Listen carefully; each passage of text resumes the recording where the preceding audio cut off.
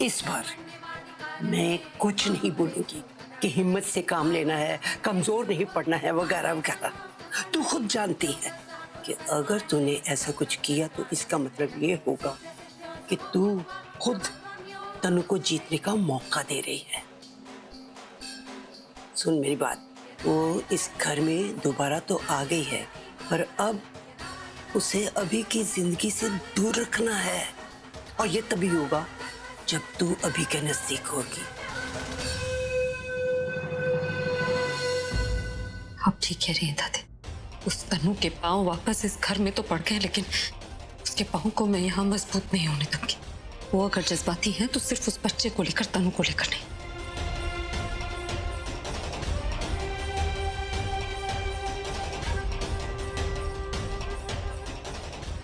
जा, मुंह हाथ धो के आ, फ्रेश हो। अपने पति के लिए तो मैं लड़ूंगी, पर ये इतना आसान नहीं होगा, क्योंकि वो वाकई उस बच्चे को लेकर बहुत इमोशनल है और तनु इसी बात का फायदा उठाएगी।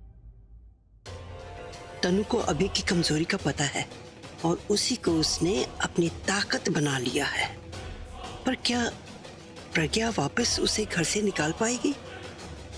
नहीं नहीं, मैं प्रज्ञा को अकेले नहीं पड़ने दूंगी।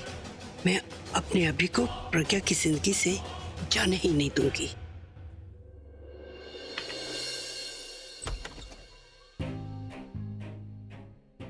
राज, अच्छा वो आप आ गए। मैं आपको बुलाने ही वाली थी। क्या हो गया?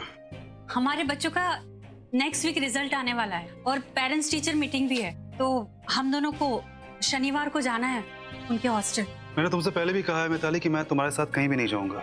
हाँ, तो मैं आपको किसी पार्टी में चलने के लिए नहीं बोल रही हूँ जहाँ पर आपको मेरे साथ जाने में शर्म आती हो। मैं आपको पीटीएम में जाने के लिए बोल रही हूँ, जहाँ पर पेरेंट्स को साथ में जाना होता है। हाँ, जाते होंगे, पर मैं नहीं जाऊंगा।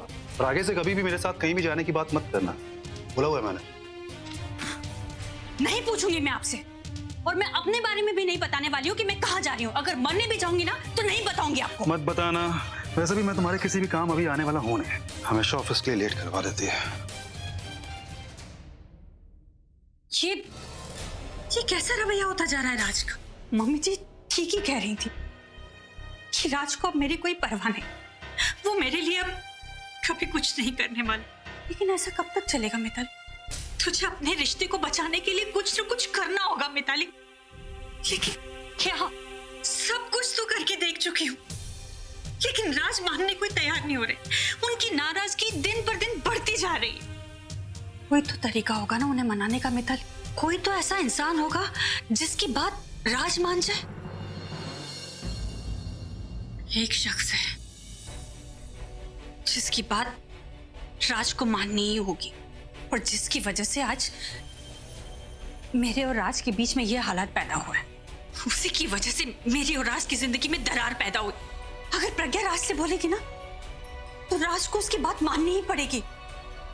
उसी से मुझे मदद मांगनी होगी, क्योंकि वही रिश्तों की अहमियत को समझती है। ये लो, सूप पी लो। नहीं, अभी मुझे नहीं पीना। मुझे इसका टेस्ट पसंद नहीं है।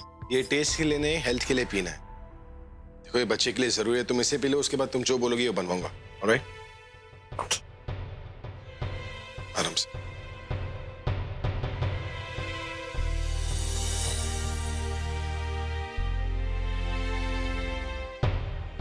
तनु तुम सूप पियो, मैं दादी से मिलकर आया, उन्होंने बुलाया था।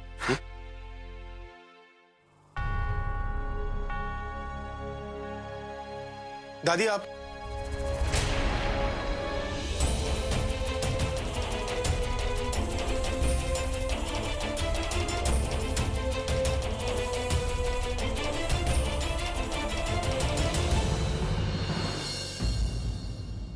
दादी, ये प्रज्ञा कमरे में क्या कर रही थी? रो रही थी। पर क्यों? अरे उसकी माँ ठीक हो गई, उनके ऊपर से चोरी का इल्जाम भी हट गया, फिर क्यों रो रही थी? बेवकूफ, तेरे लिए। मेरे लिए? क्यों?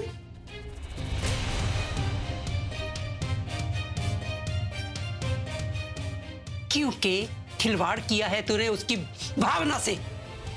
ये भावना कौन सी लड़की है?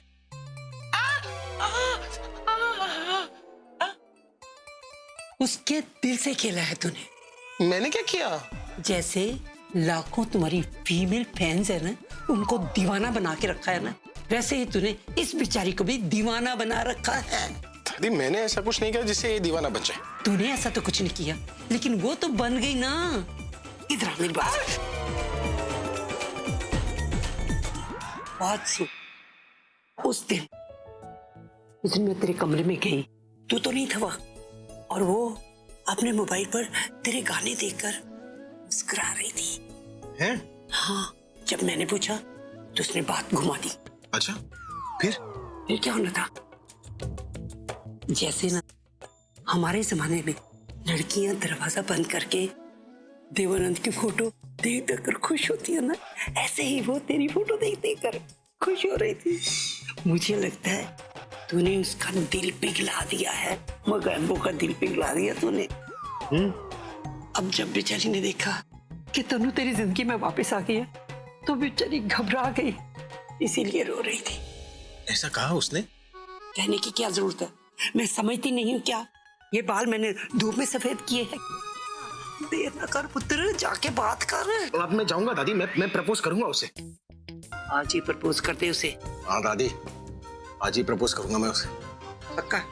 पक्के से भी पक्का। क्या भला? क्या? अरे आज ही प्रपोज करना है। हाँ, आज ही प्रपोज करूंगा दादी। लो। शाबाश, जाओ।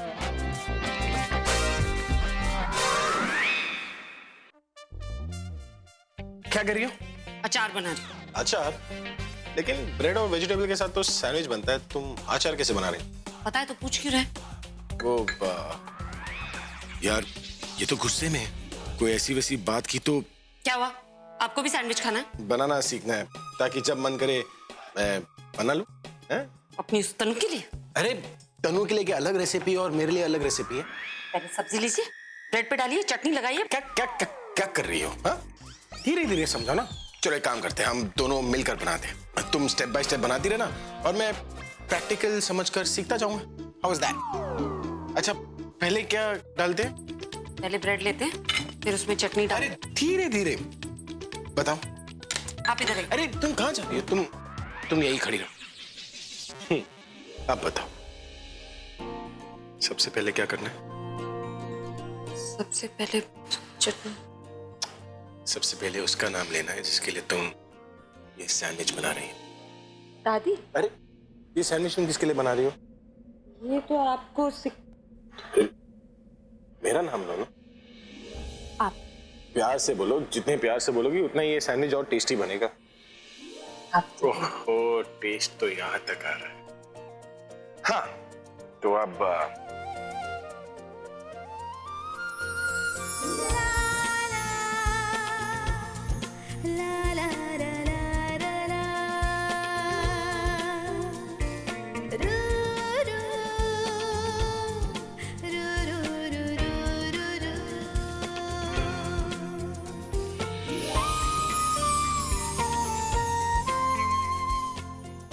यार, मैं इसके इतने करीब हूँ और ये मुझे कुछ कह भी नहीं रही। मतलब ये सच में मेरी फुकी है जिससे मेरा साथ अच्छा लग रहा है। क्या करूं? प्रपोज कर दूं? अभी करूं या थोड़ा रुक के? सैंडविच बन गया। हाँ, ये तो गया।